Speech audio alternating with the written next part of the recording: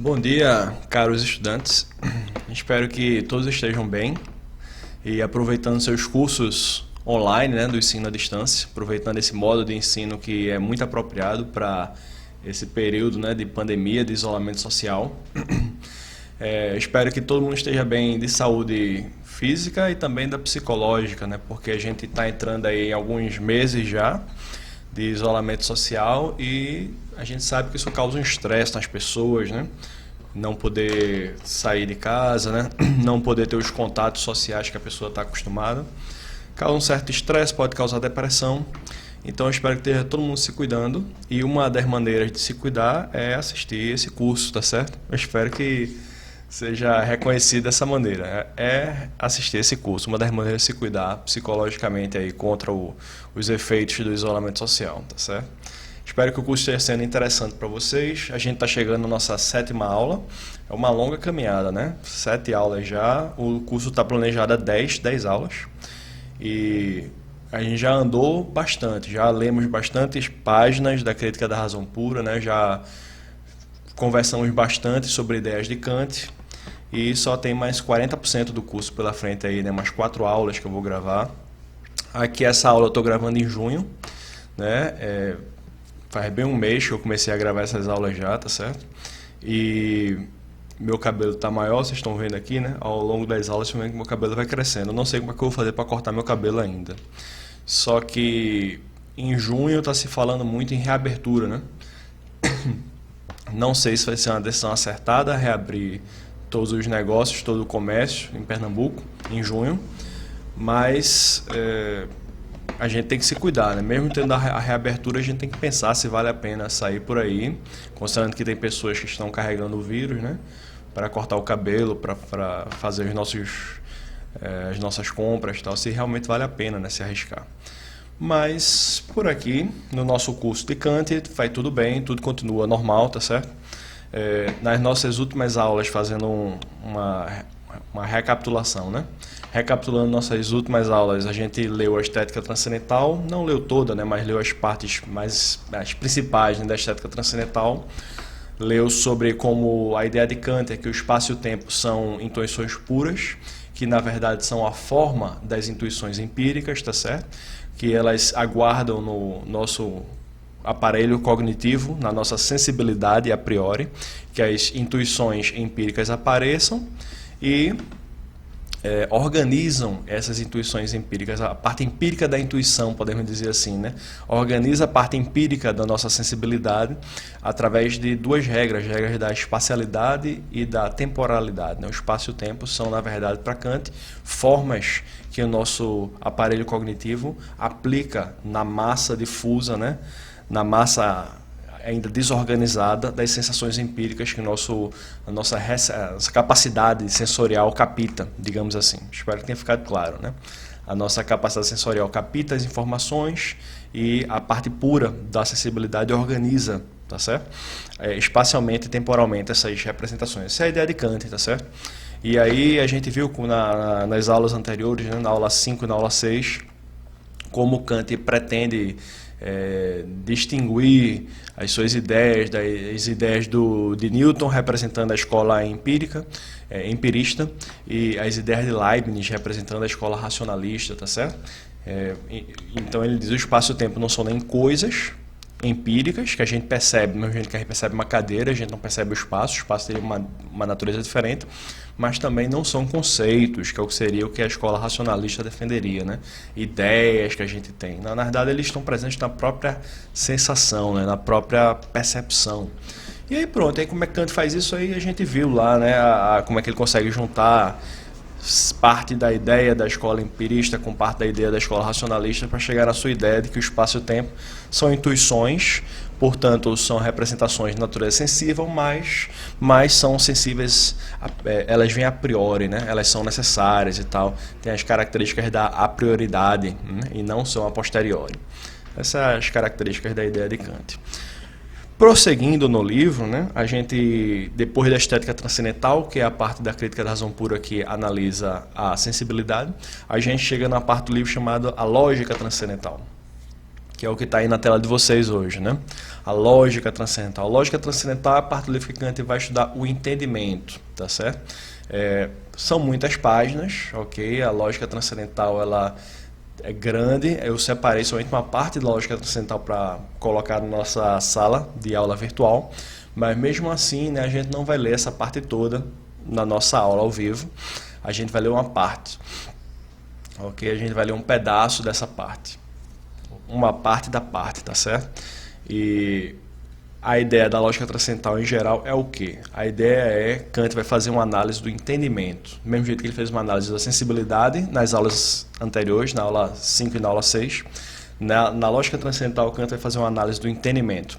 E do mesmo jeito que Kant percebeu que o espaço e o tempo são intuições a priori, que estão presentes em todas as nossas percepções sensoriais, mas elas são a priori, Kant vai defender que também existem conceitos que são a priori, mas estão presentes em todas as nossas experiências. São conceitos essenciais para a gente poder compreender o mundo de uma maneira que faça sentido. Não só pensar o mundo, mas na própria experiência, esses conceitos já estariam presentes lá, organizando a experiência de uma maneira, da maneira como eles ditam, né? De acordo com as regras desses conceitos. Vamos ver se a gente consegue entender tudo isso numa aula só, porque eu tenho 4 aulas planejadas e é muita coisa, né? Assim, tem muita coisa para muito chão para bater ainda, né? O livro tem mais de 700 páginas, a gente está aqui, ó, na página 74, página 74 da segunda edição, tá certo? Esse B74 aqui significa isso, página 74 da segunda edição. E a minha última aula eu quero falar sobre passagens da Crítica da Razão Pura, que estão lá na página 710 e tal. Então tem bastante chão para cumprir aí, né? Para percorrer, né? Bastante caminho para percorrer pela frente ainda. Vamos começar, mas a gente não vai ler essa parte toda, tá certo? Eu vou selecionar algumas passagens para a gente ler. Segunda parte, né? Segunda parte do quê, professor? Segunda parte da primeira parte do livro, Kant chama de doutrina transcendental dos elementos. A doutrina transcendental dos elementos é dividida em estética transcendental e lógica transcendental, tá certo? Então, essa é a segunda parte da primeira parte, doutrina transcendental dos elementos. Lógica transcendental. Introdução, a ideia de uma lógica transcendental, da lógica em geral. Vamos lá. O nosso conhecimento provém de 2 fontes fundamentais do espírito, das quais a primeira consiste em receber as representações, a receptividade das impressões, ó, ok? 2 fontes fundamentais, eu vou sublinhar isso aqui também, eu vou realçar isso aqui também. 2 fontes fundamentais do espírito, das quais a primeira consiste em receber as representações. Então, essa aqui ele está falando da sensibilidade, e a segunda é a capacidade de conhecer um objeto mediante estas representações. Espontaneidade dos conceitos. A ideia, né? Que vai ficar claro, vamos continuar lendo, vai ficar claro o que a Kant está falando, né? Pela primeira, a sensibilidade, é-nos dado um objeto. Pela segunda, que seria o entendimento, é pensada em relação, o objeto é pensado em relação com aquela representação, como simples determinação do espírito. Então a primeira recebe, a segunda pensa. A intuição e conceitos constituem, pois, os elementos de todo o nosso conhecimento, de tal modo que nem conceitos sem intuições, que de qualquer modo lhe corresponda, nem intuições sem conceitos podem dar um conhecimento, tá certo? Eu vou sublinhar isso aqui também, tá certo? Tal modo que nem conceitos sem intuições, nem intuição sem conceitos podem dar um conhecimento. Kant vai dizer então o quê? Que precisa de intuições e conceitos, né? Não só um ou outro. Ambos estes elementos são puros ou empíricos. Empíricos quando a sensação, que pressupõe a presença real do objeto, está neles contida, puros quando nenhuma sensação se mistura à representação. A sensação pode chamar-se matéria do conhecimento sensível. Então, tudo que é empírico é matéria, tá certo? O que a priori vai ser a forma. Daí que a intuição pura contém unicamente a forma sob a qual algo é intuído, e o conceito puro somente a forma do pensamento de um objeto em geral. Então, veja só, isso aqui é interessante, né? A intuição pura contém a forma, como o fenômeno é intuído, né? E o conceito puro, a forma do pensamento do objeto em geral, a forma do pensamento de um objeto em geral, né? Quando você pensa assim, um objeto qualquer, né? Um objeto qualquer que esteja se deslocando a 10 metros por segundo, Durante 10 segundos vai ter andado quantos metros, né? Você está pensando no objeto geral. Então, a forma de um objeto em geral seria a parte pura dos conceitos, tá certo? Ou melhor dizendo, a parte pura dos conceitos seria a forma de como um objeto em geral é pensado, ok? Apenas as intuições ou os conceitos puros são possíveis a priori. Os empíricos só a posteriori, tá certo? Então, tá aí, né? A posteriori é a matéria do conhecimento, o a priori é a forma que organiza essa matéria. Toda essa é a ideia de Kant, é a ideia da revolução copernicana, né? O giro transcendental de Kant é esse, né? Okay? A ideia de que existe uma forma a priori que organiza a matéria do conhecimento. Se chamarmos sensibilidade, isso aqui eu já tinha dito, né? Mas Kant vai deixar claro. Se chamarmos sensibilidade a receptividade do nosso espírito em receber representações na medida em que, de algum modo, é afetado, o espírito é afetado, o entendimento é, em contrapartida, a capacidade de produzir representações ou a espontaneidade do conhecimento. Então, intuições, né, são recebidas. Okay? As sensações que constituem a maior parte das intuições são recebidas. Tá certo? Os conceitos não são recebidos, eles são produzidos pelo entendimento. Então, os conceitos eles são produzidos. Tá certo? Pelas condições da nossa natureza, a intuição nunca pode ser senão sensível. Isto é, contém apenas a maneira pela qual somos afetados pelos objetos, ao passo que o entendimento é a capacidade de pensar o objeto da intuição sensível. Então, Kant está dizendo assim, pelas condições da nossa natureza, né? Nós que somos seres humanos só podemos ter intuições sensivelmente. Talvez os anjos ou então Deus, certo? Possa ter uma intuição intelectual. O que seria uma intuição intelectual? Você perceber um conceito, mas de uma maneira não discursiva, de uma maneira imediata, como se fosse uma sensação que você está tendo, né? Você ter sensações com ideias. Vê que ideia maravilhosa de Kant, né? Mas isso aí não está fora da nossa capacidade de imaginar como é que seria perceber ideias, tá certo? A gente só consegue produzir ideias, pensar ideias, não consegue percebê-las imediatamente. Certo? Nenhuma destas qualidades tem primazia sobre a outra. Sem a sensibilidade, nenhum objeto nos seria dado. Então, o nosso pensamento seria vazio, né? Sem o entendimento, nenhum seria pensado. Então, a gente não conseguiria conceber nada, não conseguiria formular nenhum conceito, né? Sem o entendimento. Pensamentos, essa parte aqui é importante, ok? Pensamentos sem conteúdo são vazios, certo? Pensamentos sem conteúdo são vazios. Intuições sem conceitos são cegas. Então, aquelas partes lá que Kant fala sobre a metafísica, lembrando, né, que a metafísica é o principal objetivo de Kant nesse livro, entender por que a metafísica não deu certo, que Kant define a metafísica como sendo um conhecimento por puros conceitos. O problema é que esses conceitos não possuem intuições que correspondam a eles, tá certo? Esse é o problema que Kant diagnostica, né? Faz a diagnose, né? Diagnostica. Esse é o problema que Kant encontra na metafísica, tá certo? O diagnóstico de Kant é esse, é que por ser um conhecimento por puros conceitos, esses conceitos são vazios, portanto é um conhecimento inválido, tá certo? Só a forma de um conhecimento, é um conhecimento problemático por causa disso. Aí vamos lá, continuando. Pelo que é tão necessário tornar sensíveis os conceitos, isto é, acrescentar-lhes o objeto na intuição, tornar sensível é isso, acrescentar um objeto na intuição, como tornar compreensíveis as intuições, isto é, submetê-las aos conceitos.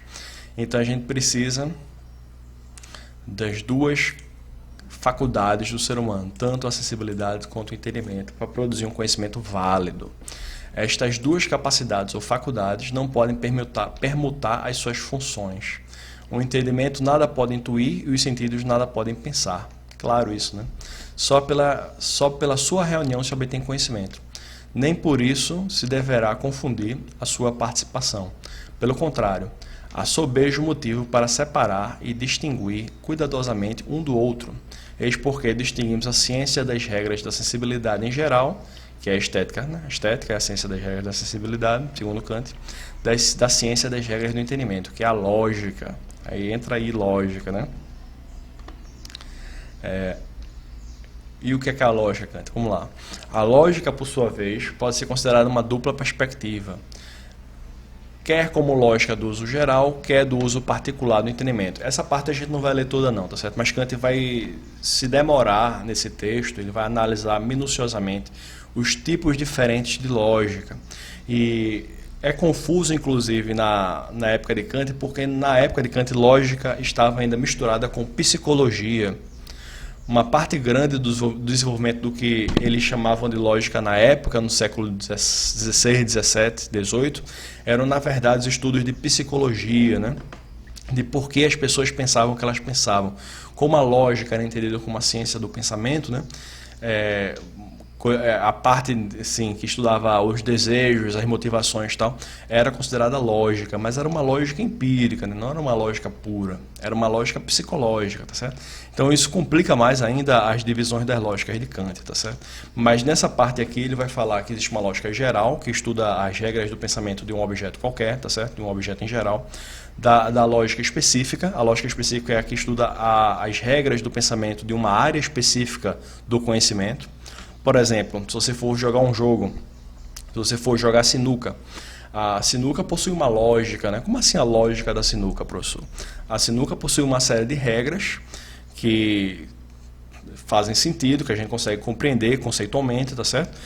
E essas regras seriam a lógica daquele campo específico de atuação do entendimento humano, do conhecimento humano, do pensamento humano. Enquanto que existe uma lógica geral, com regras gerais do pensamento para qualquer objeto. As regras do pensamento da sinuca seria só para o objeto sinuca, tá certo? Então, existe a lógica geral e a lógica específica.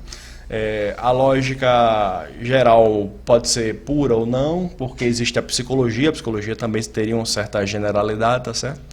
Mas aí Kant vai dizer que também existe a lógica transcendental, né? Qual é a lógica transcendental? Acho que a gente vai ler mais para frente, tá certo? Vamos lá, vamos passar essa parte aqui, para chegar na parte que Kant vai falar sobre a lógica transcendental, que é essa parte aqui, ok? Então, voltando aqui, vamos lá, continuando, né?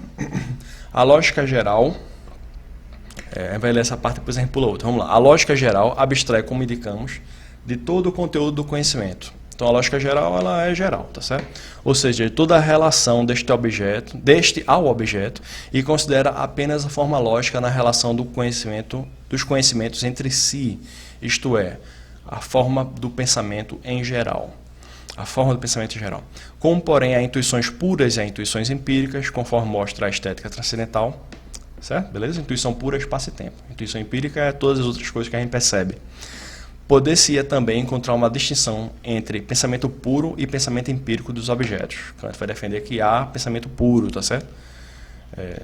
Nesse caso, haveria também uma lógica em que não se abstrairia de todo o conteúdo do conhecimento, porque a que contivesse apenas as regras do pensamento puro de um objeto excluiria todos os conhecimentos de conteúdo empírico. Essa lógica também se ocuparia da origem dos nossos conhecimentos dos objetos, na medida em que tal origem não pode ser atribuída aos objetos. Então, essa ele está falando da lógica transcendental, né? Essa lógica que vai estudar a origem dos objetos, né? Vamos reler aqui. Nesse caso, uma lógica que não se abstraria, né? Essas são as características da lógica transcendental. Ela não abstrai todo o conteúdo do conhecimento. A lógica transcendental não é uma lógica geral, ela é uma lógica específica, tá certo? Apenas as regras do pensamento puro, quando tivesse apenas as regras do pensamento puro de um objeto, né? Espero que isso fique mais claro mais para frente, tá certo? Exclui todos os conhecimentos empíricos, né? Então vamos lá. Essa lógica também se ocuparia da origem dos nossos conhecimentos dos objetos, na medida em que tal origem não se pode ser atribuída aos objetos. Então deixa eu realçar isso aqui também, né? Se ocupa da origem dos nossos conhecimentos. Ok? Enquanto a lógica geral nada tem que ver com esta origem do conhecimento, apenas considera as representações, quer sejam primitivamente dadas em nós a priori ou só empiricamente, segundo as leis pelas quais o entendimento as usa umas em relação às outras para pensar, né? A lógica geral trata, por conseguinte, apenas da forma do entendimento que pode ser dada às representações, qualquer que seja a sua origem. Certo?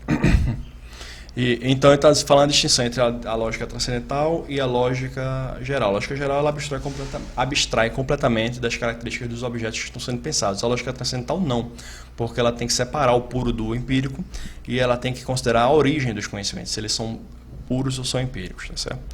E aqui faço uma observação cuja influência é extensiva a todas as considerações que seguem e que convém ter bem presente. Tá certo? É que não se deve chamar transcendental a todo conhecimento a priori, Isso é importante. O tal do transcendental é um dos conceitos principais da filosofia de Kant. Ele é um pouco complicado, né, para quem está começando ao estudo de Kant, né? Que danado é o transcendental? Mas Kant vai dizer o que é o transcendental aqui, tá certo? Vamos ler. Mas somente aquele conhecimento a priori, pela qual conhecemos e como certas representações, intuições ou conceitos são aplicadas ou possíveis simplesmente a priori. Transcendental significa possibilidade ou uso a priori do conhecimento. Explicando de uma maneira melhor do que o que Kant colocou no texto, o transcendental é o que permite, o que torna possível o sintético a priori, o conhecimento verdadeiro a priori, tá certo? Transcendental é o conceito ou a intuição, tá certo? Ou o juízo, pode ser transcendental também, que torna possível esse conhecimento sintético a priori. Kant não explicou tão bem aqui não, mas ele continua. Eis porque nem o espaço, nem qualquer determinação geométrica a priori do espaço são representações transcendentais. Como assim, Kant? Aí veja o que ele vai dizer. Só o reconhecimento da origem não empírica destas representações e a possibilidade de, não obstante, se referirem a objetos, se referirem a priori a objetos da experiência, pode se chamar transcendental. Então, não é que o espaço ele é transcendental. O espaço ele é transcendental só na medida em que ele torna possível a ligação a priori, né, de um conceito a priori com a experiência, tá certo? A efetividade de um juízo a priori com a experiência. Então, o espaço ele pode ser considerado transcendental sobre um aspecto, sobre como, mas ele não é transcendental porque ele acabou. Ele é transcendental na medida em que ele torna isso possível, o conhecimento a priori de objetos, objetos da experiência. Do mesmo modo, seria também transcendental o uso do espaço relativamente a objetos em geral. Mas, limitando-se apenas a objetos dos sentidos, denominar-se-á empírico. Então, o espaço que está aqui na cadeira, ou nesse objeto, né, o espaço que esse livro ocupa não é transcendental, ele é empírico. Mas o espaço da geometria, como uma ciência de juízos sintéticos a priori, esse aí seria o espaço transcendental, porque ele torna possível essa geometria, tá certo? De juízos sintéticos a priori. A distinção entre o transcendental e o empírico compete apenas à crítica dos conhecimentos. A crítica dos conhecimentos é o que Kant faz na crítica da razão pura, né? Crítica, nesse caso, significa estudar os limites dos conhecimentos, tá certo? E não se refere à relação desses conhecimentos com o objeto. Então, bom, essa parte é um parênteses que Kant faz para falar sobre o conceito transcendental, a gente não precisa se demorar muito nisso não, tá certo? Vamos continuar lendo aqui sobre a lógica, né? Na presunção de que haja, porventura, conceitos que se possam referir a priori a objetos, não como intuições puras ou sensíveis, mas apenas como atos do pensamento puro, e que são, por conseguinte, conceitos, mas cuja origem não é empírica nem estética, concebemos antecipadamente a ideia de uma ciência do entendimento puro e do conhecimento de razão pela qual pensamos objetos absolutamente a priori. Que ciência é essa? Ele vai falar aqui. Uma tal ciência determinaria a origem, o âmbito e o valor objetivo desses conhecimentos. Deveria se chamar lógica transcendental, que é o nome da parte que a gente está lendo. Essa parte do livro se chama lógica transcendental, tá certo? Porque trata das leis do entendimento e da razão, mas só na medida em que se refere a objetos a priori, e não com uma lógica vulgar, indistintamente aos conhecimentos da razão, que é empírico e que é puro. Então tá aí, Kant está tentando dizer o que é a lógica transcendental, que é uma invenção dele, né? E qual é a diferença entre a lógica transcendental e a lógica geral, pura. A lógica pura geral em geral, tá certo? Então, essa parte aqui da divisão entre analítica e dialética a gente vai pular. Eu vou só dizer o que é que ele diz rapidamente nessa passagem aqui. Ele diz que a analítica é a parte que estuda a verdade, né? Como os conceitos são verdadeiros, tal, e a dialética que estuda a aparência. Né, tá certo? Então, assim, tá correta essa divisão de Kant? Existe uma lógica geral, uma lógica analítica, uma lógica dialética? Existe essa distinção? Hoje em dia não é assim que se divide a lógica, tá certo, pessoal? A lógica do século XVIII é uma coisa meio bizarra comparada com a lógica do século XX que a gente tem hoje em dia. A lógica do século XX ela é muito mais simples. Muitos conteúdos psicológicos foram removidos da área da lógica, né? Essa distinção entre analítica e dialética não se usa mais, né? A lógica da aparência, a lógica da ilusão, tarará, a lógica do erro é estudado ainda hoje em alguns livros de lógica, sim, mas de uma maneira separada, né? Se chama de lógica informal ou retórica, a parte do estudo do convencimento, né? Como é que se faz para convencer uma pessoa com argumento e tal. Então, assim, se você quiser ler em casa, pode ler, tá aí na sala virtual esse texto, mas não é muito importante, tá certo? Agora, Essa é a parte 3, né? Agora, 4, veja, o que Kant vai dizer? Existe, do mesmo jeito que existe uma divisão entre a analítica e a dialética, na lógica em geral, existe uma analítica transcendental e uma dialética transcendental. Aqui, analítica e dialética transcendentais, né? Aí isso aí já é mais importante para a crítica da razão pura, né? O que seria analítica e dialética transcendentais? A analítica transcendental é que vai estudar o entendimento de uma maneira transcendental, como o entendimento produz conhecimentos, produz conceitos que tornam possível o conhecimento dos juízos sintéticos a priori. E a dialética transcendental estuda exatamente o erro dos juízos sintéticos a priori. Quais são os juízos sintéticos a priori que não deram certo, tá certo? Que são os da metafísica. Então a gente também vai pular essa parte, mas Kant continua aprofundando aí a sua distinção entre analítica e dialética, tá certo? E deixa eu ver. Vamos ler um pouquinho aqui agora, a partir aqui da página B89. Esta analítica é a decomposição de todo o nosso conhecimento a priori nos elementos do conhecimento puro do entendimento. Então vamos lá. Analítica transcendental. Decomposição de todo o nosso conhecimento a priori nos elementos do conhecimento puro do entendimento, tá certo?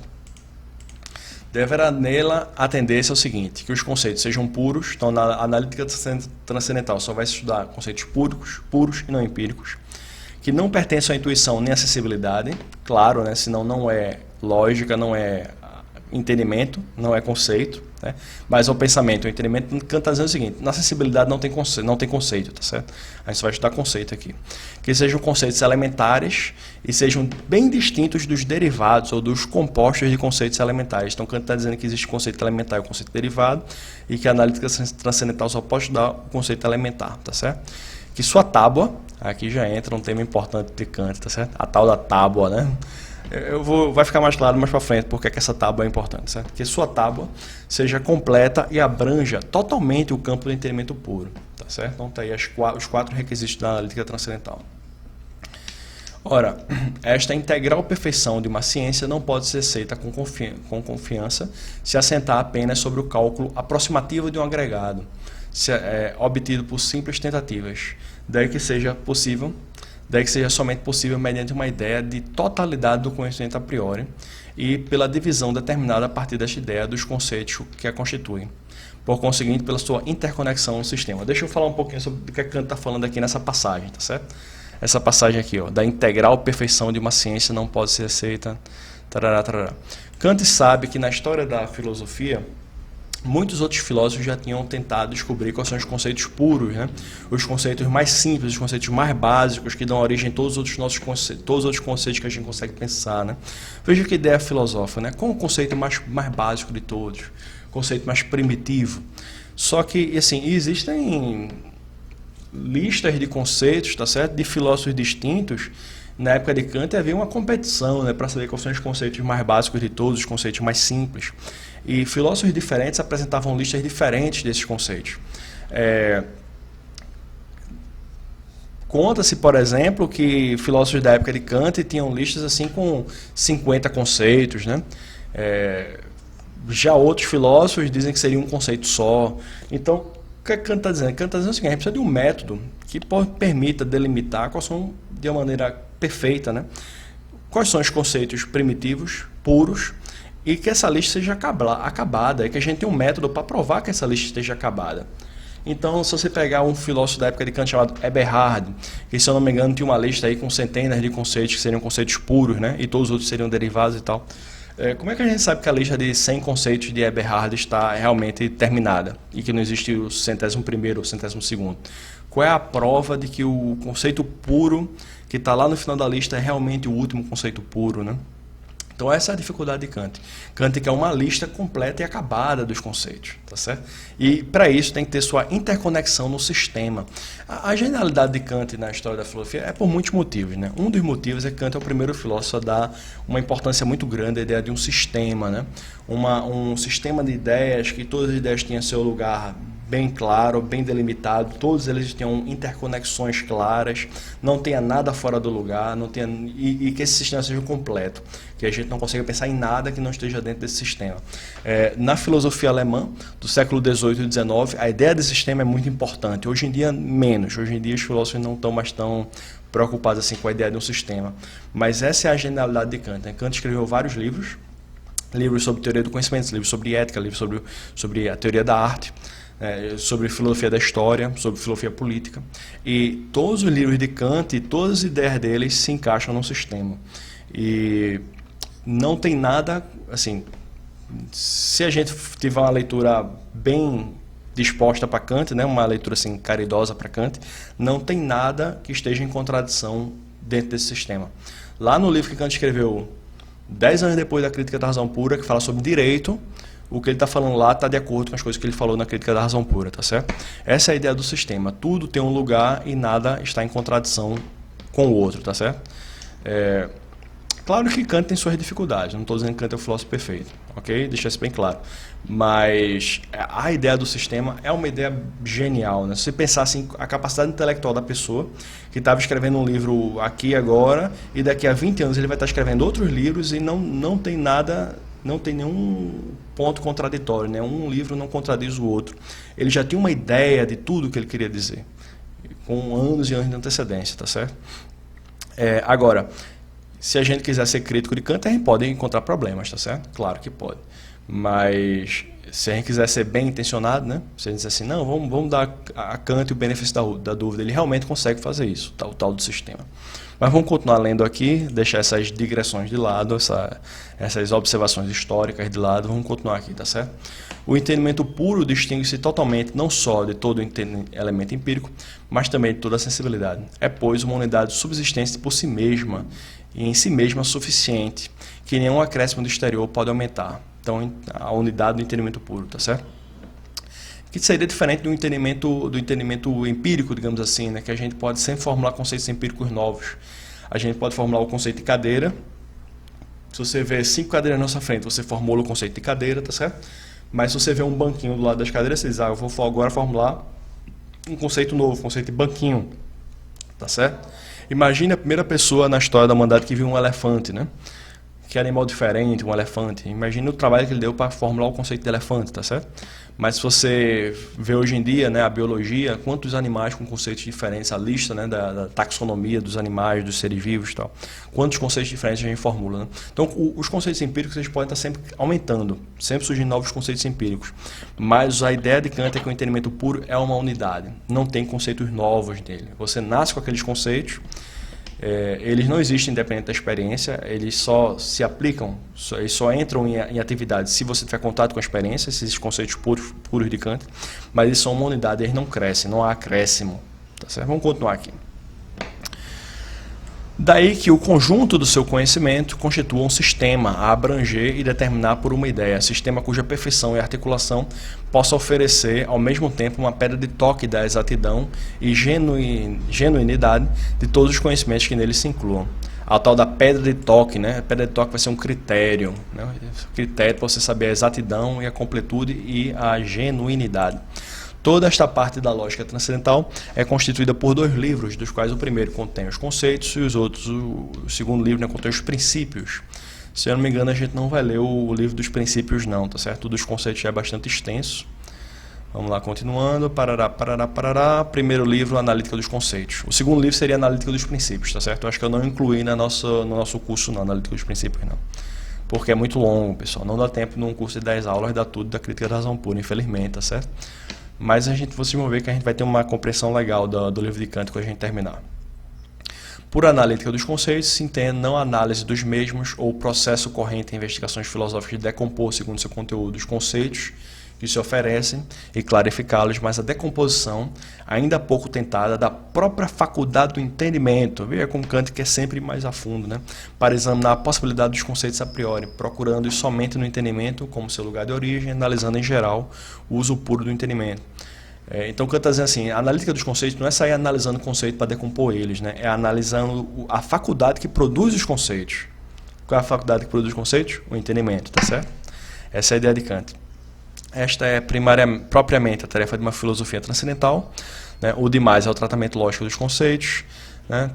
Na filosofia em geral. Seguiremos, pois, os conceitos puros até seus primeiros germes, né? Vou até sublinhar isso aqui, é poético, né? Os seus primeiros germes, as suas primeiras sementes, pessoal, e disposições no entendimento humano, onde se encontram preparados até que finalmente, por ocasião da experiência, se desenvolvam e libertem pelo mesmo entendimento das condições empíricas que lhes são inerentes, sejam apresentadas em toda a sua pureza. Veja só que coisa, né?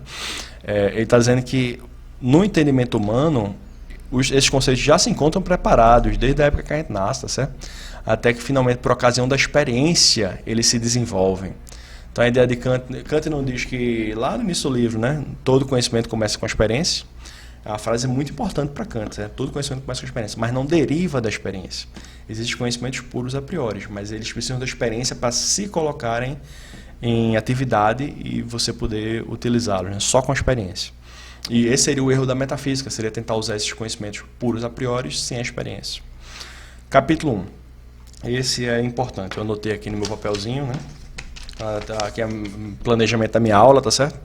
Eu anotei aqui no meu papelzinho que essa é uma parte importante. Vamos ver o que é que a gente consegue ler aqui.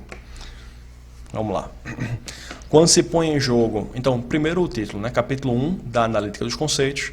É esse aqui, do fio condutor para a descoberta de todos os conceitos puros do entendimento. A ideia do fio condutor, né?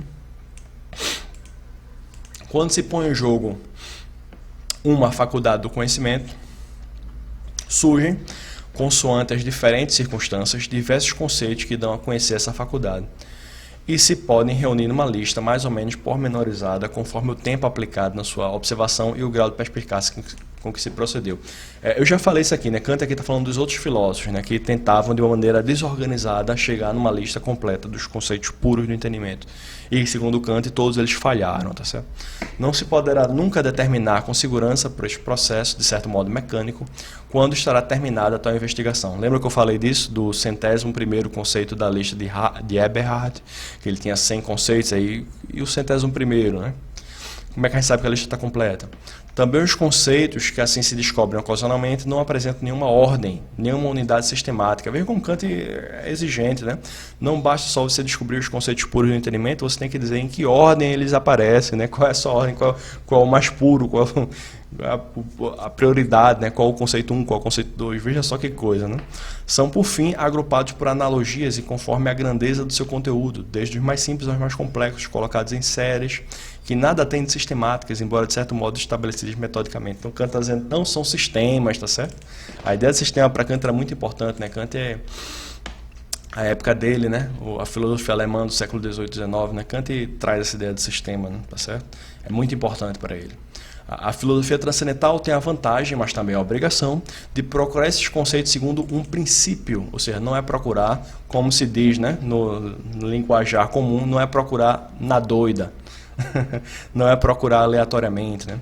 Por quê? Por que Kant? Kant vai dizer, porque brotam no entendimento como de uma unidade absoluta, pura e sem mistura, e tem de se ligar entre si segundo um conceito ou uma ideia. Então eles brotam no entendimento que é uma unidade, então você tem que ter essa unidade. Tal conexão, porém, fornece-nos uma regra pela qual se pode determinar a priori o lugar de cada conceito puro do entendimento e a integridade de todos em conjunto, que de outro modo estaria dependente do capricho ou do acaso. Então, por causa do entendimento de ser uma unidade, é que a gente pode encontrar essa lista geral completa, organizada sistematicamente todos os conceitos puros do entendimento. Veja que ideia de Kant, né? Essa ideia de Kant ou é brilhante ou é loucura, né? Mas vamos ver. Do uso lógico no entendimento em geral. O entendimento foi definido acima apenas negativamente, como faculdade não sensível do conhecimento. A faculdade sensível é a estética, tá certo? É a sensibilidade, estética é o estudo. Então, o entendimento é a capacidade que pensa os conceitos, estética aqui, sensibilidade é a capacidade que recebe as sensações. Ora, independentemente da sensibilidade, não podemos participar em nenhuma intuição. O entendimento não é, pois, uma faculdade de intuição. Fora da intuição, não há outro modo de conhecer, senão por conceitos. Kant está querendo dizer aqui que não há outra representação, né? Modo de conhecer é um jeito infeliz de Kant se expressar aqui, porque Kant acabou de dizer, lá no início da aula, na parte que a gente leu antes, que o conhecimento precisa de intuições e conceitos para ser dado. Sem intuições e conceitos não se dá conhecimento. Então, Kant não pode dizer que modo de conhecer por conceitos, né? Não é um conhecimento de verdade, só por conceitos. Kant está querendo dizer que tipo de representação. Existem dois tipos de representação, intuição e conceito. É isso que ele está querendo dizer, tá certo? E aí se expressou errado, com certeza. Assim, o conhecimento de todo o entendimento, pelo menos o entendimento humano, é um conhecimento por conceitos, que não é intuitivo, mas é discursivo. Mas sem intuição não é um conhecimento verdadeiro, tá certo? Todas as intuições, enquanto sensíveis, assentam em afecções. Afecções são as recepções da sensibilidade, o que você percebe. Assentam em percepções, digamos assim. E os conceitos, por sua vez, em funções. Certo? Entendo por função a unidade da ação que consiste em ordenar diversas representações sob uma representação comum. Então veja só, isso aqui é importantíssimo, né? Isso aqui é uma parte da filosofia de Kant, já é bem profunda, bem avançada. Mas o que Kant está falando é que se você vê 5 cadeiras na sua frente, você organiza essas cadeiras dentro de uma categoria, uma classe, um conjunto de cadeiras. Você está fazendo o quê? Você está ordenando diversas representações sob uma representação comum. A representação comum seria o conceito de cadeira. O conceito de cadeira, tá certo? Os conceitos fundam-se, pois, sobre a espontaneidade do pensamento, tal como as intuições sensíveis sobre a receptividade das impressões. Isso aí deve estar claro para você nessa altura do campeonato, né? Receptividade, espontaneidade. Espontaneidade é o que produz os conceitos, receptividade é o que recebe as sensações. O entendimento não pode fazer outro uso desses conceitos a não ser, por seu intermédio, formular juízos. O que é que o entendimento faz? Formula juízos, certo? Juízos são sentenças, formula frases. Como nenhuma representação. Por que isso, Kant? Porque é discursivo, certo? O conceito ele é discursivo. Discursivo significa o quê? Ele só se aplica a juízos. Juízos são frases. É a linguagem para Kant, tá certo? Esse é o papel da linguagem. Como nenhuma representação, exceto a intuição, se refere imediatamente ao objeto, um conceito nunca é referido imediatamente ao objeto, mas a qualquer outra representação, quer seja intuição ou outro conceito. Existem conceitos que são formulados juntando conceitos, tá certo? Existem conceitos que são formulados juntando intuições, que são sensíveis, mas existem conceitos que são formulados juntando os conceitos, tá certo? O conceito de todos os conceitos, ou uma coisa assim, ok? O juízo é, pois, o conhecimento mediato de um objeto. O que é mediato, professor? Mediato é o contrário de imediato, tá certo? Mediato é o contrário de imediato. Imediato é a intuição, o conceito é mediato. Portanto, a representação de uma representação do objeto. A representação de uma representação do objeto. Pode ser mais longa a lista de representações. Se for o conceito de formulado por outros conceitos, é a representação da representação do objeto. Vocês estão entendendo o espírito da coisa, né? Em cada juízo, há um conceito válido para diversos conceitos e, nesta pluralidade, compreende também uma dada representação, referindo-se a esta outra imediatamente ao objeto. A representação que se refere imediatamente ao objeto é a intuição. Assim, neste juízo, por exemplo, todos os corpos são divisíveis, o conceito divisível refere-se a diversos outros conceitos, entre eles, refere-se aqui particularmente ao conceito de corpo, então existem outras coisas que são divisíveis, né? E este, por sua vez, a certos fenômenos. Espera aí um pouquinho. Desculpa aí, pessoal, enganchou um pouquinho minha garganta, né? Que se apresentam a nós. Estes objetos são, pois, apresentados imediatamente pelo conceito de divisibilidade. Acho que está ficando claro, né? Assim, os conceitos, eles são mediatos, ok? E intuições imediatas, que não está só falando isso. Assim, todos os juízos são funções da unidade entre as nossas representações. Funções da unidade entre as nossas representações. Esses agrupamentos que eu estou falando, né, agrupar numa categoria, agrupar num conjunto, já que, em vez de uma representação imediata, se carece, para o conhecimento do objeto, de uma mais elevada, que inclui em si a primeira e outras mais, e deste modo se reúnem num só muitos conhecimentos possíveis. Deixa eu ver aqui. Vamos ler mais um pouquinho, vamos lá. Podemos, contudo, reduzir a juízos... estranho, né? Esse podemos aqui deve estar com P maiúsculo. Podemos, contudo, reduzir a juízos todas as ações do entendimento. De tal modo, esse aqui está errado. Tem uns erros de português, né, nessa passagem aqui, esquisito. Esse livro ele é muito bem editado, né? É difícil achar erros nesse livro, assim, de português, né? de letra que não devia estar lá e tal. De tal modo que o entendimento em geral pode ser representado como uma faculdade de julgar. Então, o entendimento é uma faculdade de julgar, de produzir juízos. Porque, consoante o que ficou dito, é uma capacidade de pensar. Ora, pensar é conhecer por conceitos, né? Pensar é conhecer por conceitos. Os conceitos, porém, referem-se, enquanto predicados de juízos possíveis, a qualquer representação de um objeto ainda indeterminado. Assim, um conceito de corpo significa algo, por exemplo, um metal, que pode ser conhecido por meio desse conceito. Só é conceito, portanto, na medida em que se acham contidas nele outras representações. Ok?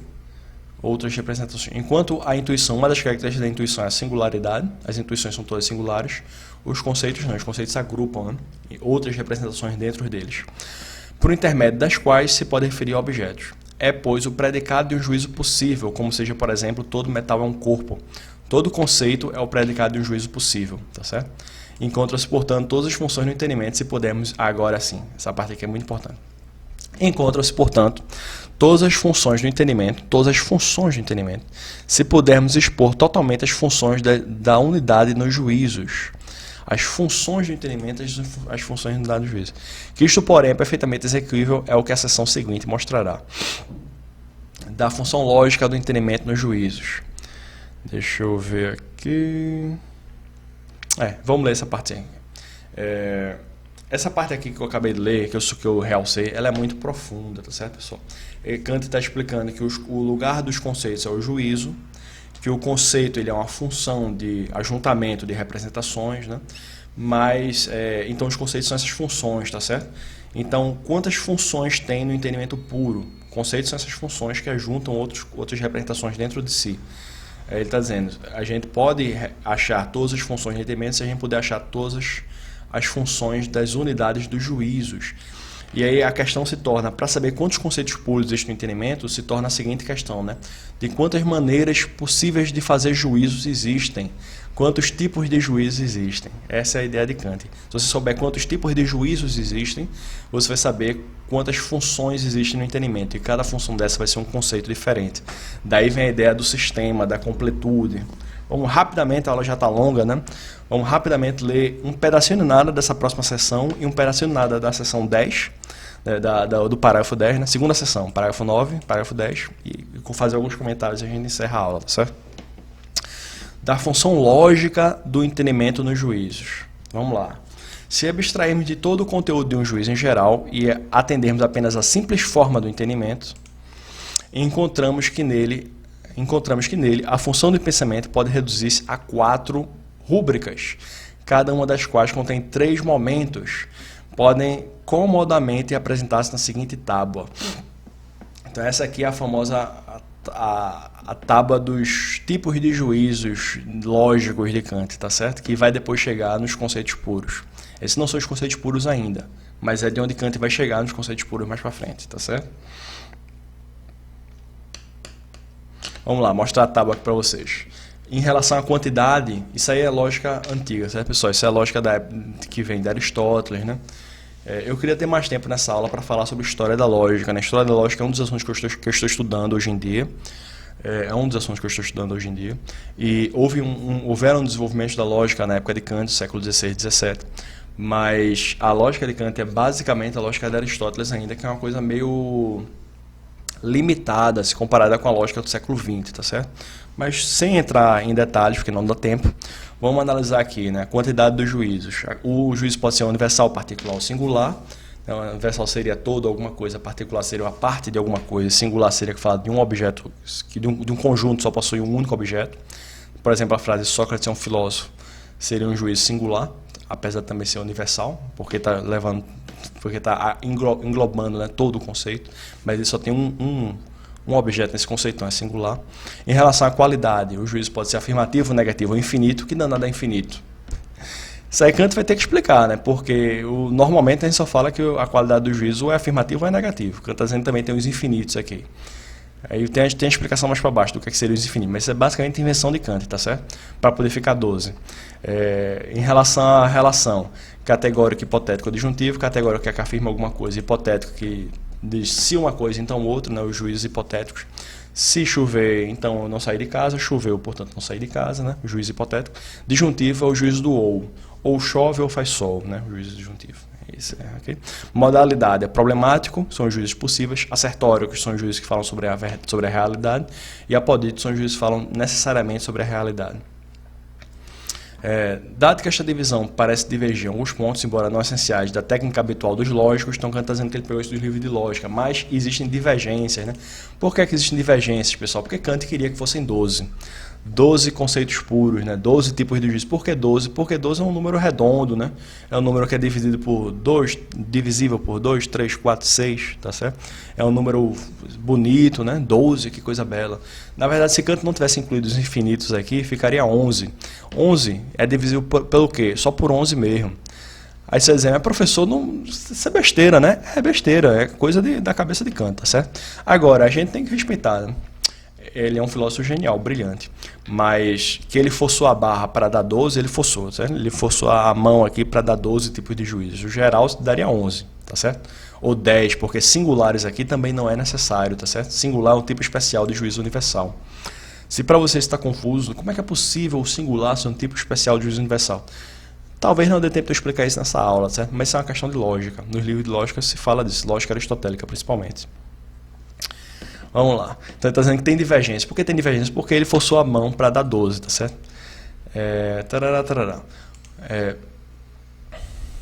Eu não vou ler isso aqui porque não dá tempo.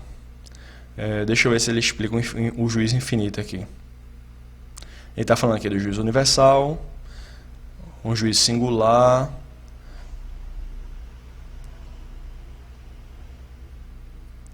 Ele falando do universal, do singular, beleza. Aí os juízos infinitos, o Kant vai explicar porque é que ele inclui o infinito na lista, né? Do mesmo modo, numa lógica transcendental, os juízos infinitos têm se distinguido dos juízos afirmativos, embora a lógica geral justificadamente os reúna e não constituam um membro particular da divisão. Ou seja, a lógica geral abstrai de todo o conteúdo do predicado, mesmo quando é negativo, e apenas considera se o predicado é atribuído ou é oposto ao sujeito. A lógica transcendental considera também o juízo quanto ao valor ou conteúdo da afirmação, mediante um predicado apenas negativo e quanto ao proveito que daí resulta para o conjunto do conhecimento. Dê um exemplo, Kant, vamos lá. Se eu tivesse afirmado acerca da alma que ela não é mortal, teria apenas um juízo negativo. Beleza, qual é a diferença então? Evitado pelo erro. Evitado pelo menos o erro. Eu teria evitado um erro. Ou pela proposição, a alma é não mortal. É certo que afirmei realmente enquanto forma lógica, colocando a alma no âmbito ilimitado dos seres não mortais. Como, porém, em toda a extensão dos seres... Então a diferença é essa, né? O juízo afirmativo seria a alma é imortal, o juízo a alma não é mortal, seria um juízo negativo. Agora, se você trocar a posição do é e do não, dizer é não mortal, isso não seria nem afirmativo, negativo, seria infinito, porque você não está dando um predicado para a alma, você está dando todos os outros, tirando esse. Então, assim, isso é forçar a barra, entendeu? A lógica não faz essa divisão porque não precisa, não tem necessidade. Mas para Kant, esse seria o juízo infinito. Seria o que o predicado, ele inclui todos os outros conceitos, menos aquele, né? Você só exclui um e deixa todos os outros. Então, inclusive não está claro qual seria a diferença disso para negação, né? Vamos pular o resto das coisas, porque o tempo está acabando, a aula está longa, o pessoal está reclamando em casa. Essa parte aqui que ele fala da modalidade também é muito questionável em relação ao ponto de vista da lógica, tá certo? Mas não dá tempo de explicar. Então, dos conceitos puros do entendimento ou das categorias. Então, os conceitos puros, Kant está dizendo que a missão dele na lógica transcendental é encontrar esses conceitos puros desde o início. Kant está dizendo agora que o nome desses conceitos puros são as categorias, tá certo? Então, vamos lá. Deixa eu ver aqui... Pronto, tábua das categorias. Do mesmo jeito que Kant tem uma tábua dos tipos de juízos lógicos, de cada tipo de juízo lógico vai tirar uma categoria diferente. O que seriam essas categorias? Seriam os conceitos puros que tornam possível a nossa própria experiência. Então, em relação à quantidade, a gente tem a categoria de unidade, pluralidade ou totalidade, né? Por exemplo, se a gente vê assim uma caneta, diz, isso é uma caneta, né? Uma caneta. A experiência de uma caneta só é possível porque a gente já tem a categoria de unidade da nossa mente, a priori, esperando a experiência chegar para se colocar em aplicação, tá certo? Qualidade, a gente tem a realidade de alguma coisa, a negação seria a irrealidade ou a limitação, tá certo? Daqui é o infinito, ele tira a limitação de alguma coisa. Relação, aqui fica mais interessante, certo? Inerência e subsistência. Causalidade e dependência. Comunidade. Esses dois primeiros aqui são muito importantes para a metafísica, tá certo? Categorias, por exemplo, subsistência. Se você está estudando física, eu falei metafísica, mas outras ciências também. Se você está estudando física, por exemplo, você está dizendo assim, um objeto, física simples, certo, pessoal? Cinemática. Kant não dá exemplo de física muito avançada, não. Você está estudando um objeto que às 2 horas da tarde está aqui em Recife, às 4 horas da tarde o objeto está em João Pessoa. A pergunta da física é qual é a velocidade que ele teve que se deslocar de 2 horas da tarde estar aqui em Recife, 4 horas da tarde estar lá em João Pessoa. Esse objeto pode ser um carro, por exemplo, mas pode ser qualquer outro, né? Kant está dizendo assim, como é que a gente sabe que é o mesmo objeto? Como é que a gente sabe que o objeto que estava em Recife às 2 horas da tarde é o objeto A e o que está em João Pessoa às 4 horas da tarde é o objeto A também? Como é que a gente sabe que esse objeto subsistiu ao longo do tempo? Subsistência significa isso, permanência, tá certo? Esse é um conceito muito importante. Se a gente não tivesse na nossa cabeça o conceito de permanência, pense como é que seria a nossa experiência do mundo, né? Toda vez que a gente visse um objeto, seria um objeto diferente, mesmo que fosse o mesmo. Se eu mostrar para você esse livro aqui, okay? Esse livro é minha cópia da Crítica da Razão Pura, certo? Olha a grossura do menino, parece um tijolo, né? Se eu mostrar para você esse livro aqui, tá certo? Na câmera, aí eu vou tirar o livro aqui da câmera, aí ele voltou, né? É o mesmo livro ou é outro livro? É o mesmo livro ou é outro livro? Né? Se a gente sabe que é o mesmo objeto, é porque a gente tem na nossa cabeça a ideia de permanência já. Esse é o argumento de Kant, é um argumento que faz sentido. Eu critiquei bastante Kant, né, na leitura de hoje, mas é um argumento que faz sentido, tem um valor filosófico muito grande, tá certo? E a ideia de Kant é que esses conceitos são puros, eles já estão na nossa mente, tá certo? E como é que ele sabe que essa é a lista correta? Por causa da lista dos juízos que ele apresentou na sessão anterior. E em relação à modalidade, a gente tem a ideia de possibilidade ou impossibilidade, existência ou não existência, necessidade ou contingência. Então Kant diz o seguinte, a nossa própria experiência já utiliza esses conceitos. Ao viver, né, a gente não precisa sentar e pensar para utilizar esses conceitos. Agora, se a gente for analisar esses conceitos e tentar provar eles a partir da experiência, a gente não consegue. Não tem nada na experiência do objeto A em Recife e do objeto A em João Pessoa que prove que é o mesmo objeto A. Não tem nada na experiência. A gente tem que ter antes a ideia da permanência na nossa cabeça para poder perceber o mesmo objeto como sendo o mesmo em momentos diferentes. Esse é o argumento de Kant, né? Causalidade e dependência, que seria causa e efeito. A ideia de Kant em relação a Hume é que Hume não conseguia provar causa e efeito a partir da experiência, né? Como é que a gente sabe que o que ocorreu depois vem da causa, né? E não é aleatório? Como é que a gente sabe que causas semelhantes geram efeitos semelhantes? Causalidade e dependência é isso, certo?